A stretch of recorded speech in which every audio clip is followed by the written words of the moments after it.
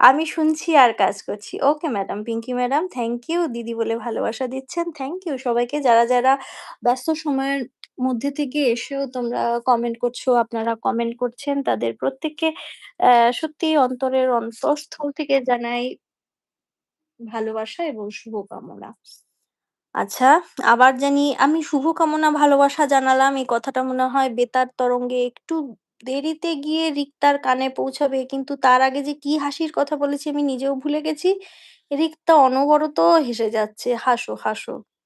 हँसते हँसते कट जाए रस्ते जिंदगी यूं ही गुजरती जाए खुशी मिले या गम बदलेंगे ना हम